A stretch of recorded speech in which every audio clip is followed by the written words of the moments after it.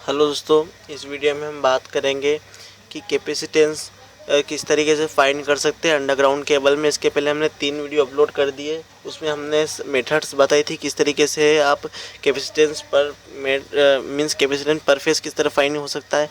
तो हम fourth method है जिसमें आपको बताएंगे कैपेसिटेंस और अलग किस तरीके से फॉर्म किस तरीके से हम निकाल सकते हैं। तो देखिए, इस मेथड में क्या होता है कि कोई भी एक कोर को आपको शीट से अटैच कर देना रहता है, कोई भी एक कोर को शीट से अटैच कर देना रहता है। तो इनके बीच में जो कैपेसिटेंस है वो क्या हो जाता है, नेगलेक्ट हो जाता है या हट जाता है। इस जो ये कैपेसिटेंस है CS वो हट जाता है, ठीक है। तो उसका कुछ डायग्राम हम बना के देखते हैं किस तरीके से बनेगा। तो पहले हम बना लेते हैं शीट। इसे हम शीट कहते हैं। मैं बता देता हूँ आपको कुछ और थोड़ा सा। शीट और इसे हम कोर कहते हैं। तो देखिए, दूसरी इसके बीच में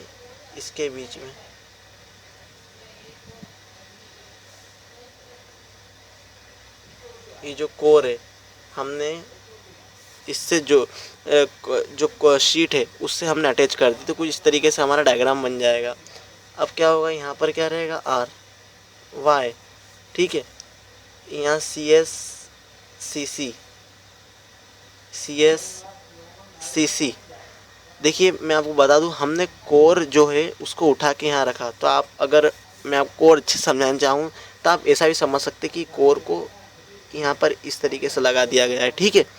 तो आप कोर के बीच में तो CC होगा ना, फॉर्म्ड कैपेसिटेंस। अगर कन्फ्यूज़न रहता है कि अब यार कोर को हटा दिया है, कोर को चिपका दिया है, तो आप सीधे शीट से लगाओ ना, CS लिख दो। नहीं, कोर को उठा के सिर्फ रखा है, मीन्स उसका जो कैपेसिटेंस है उसको हमने हटा दिया है, ठीक है। तो अब कुछ इस तरीके से बनाइए। अब हमको क्या करना है, फाइंड करना है हमको कैपेसिटेंस। तो अब हमको फाइंड करना है कैपेसिटेंस जो हमारे रिमेनिंग कोर बच चुकी है, उसके बीच में हमको क्या करना है, कैपेसिटेंस फाइंड करना है। तो मैं इसको लिख देता हूँ CZ कि मुझे ये फाइंड करना है, ठीक है। तो देखिए, मैं किस तरीके से फाइंड कर सकता हूँ। तो मैं ऊपर लिख लेता हूँ रिमेनिंग कोर कौन सी बची है मेरी। एक तो R कोर बची हुई है, ठीक है, और एक Y कोर। देखिए, आपका एक कैपेसिटेंस तो इसके बीच में फॉर्म्ड हो रहा है, इसका नाम है CC, ठीक है। दो में दोस्तों, एक और हमारा कैपेसिटेंस यहाँ पर भी लगेगा कुछ इस तरीके से, क्योंकि कोर के बीच में तो लगेगा ना। कोर इसके साथ में भी तो कैपेसिटेंस रहेगा। तो देखिए,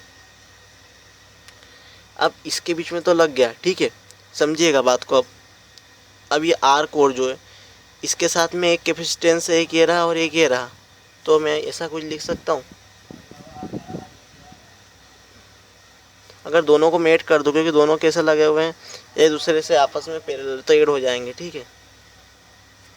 तो CS + 3CC। उसी तरह ये जो कोर दिख रही है, ये कोर का एक कैपेसिटेंस ये वाला और एक इसके साथ में लगा है।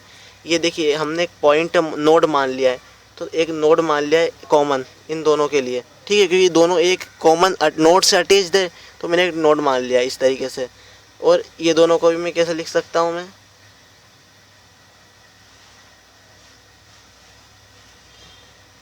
CS + CC, इस तरीके से मैं लिख सकता हूँ इसको।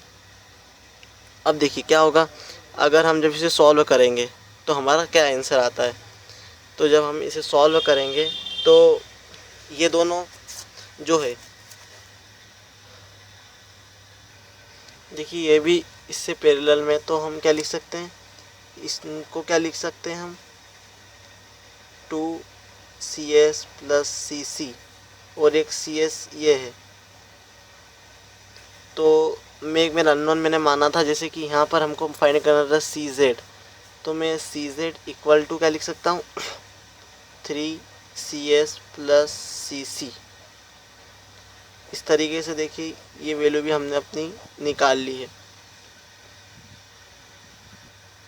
देखिए, ये हो जाएगा 2, हो जाएगा यहाँ पर 2CC। तो इस तरीके से हमने देखा कि हमने ये फोर्थ मेथड भी कंप्लीट कर लिए, जिसमें हमने एक कोर को, कोई भी आप एक कोर ले लीजिए, उससे आप क्या कर दीजिए, शीट से कनेक्ट कर दीजिए, ठीक है। और कैपेसिटेंस इस तरीके से जो रिमेनिंग 2 कोर बचती है उनके बीच में निकाल लीजिए। तो आपके मन में कभी ये ख्याल आ सकता है कि रिमेनिंग कोर में निकालना था, फिर हमने ये क्यों लिया? तो हमने ये इसलिए लिया था क्योंकि ये भी इससे कनेक्टेड था ना, इनको भी कैपेसिटेंस, इनका भी तो फाइंड करना पड़ेगा ना अपन को। तो इस तरीके से हम इनका भी कैपेसिटेंस फाइंड कर सकते हैं। तो थैंक यू दोस्तों फिर।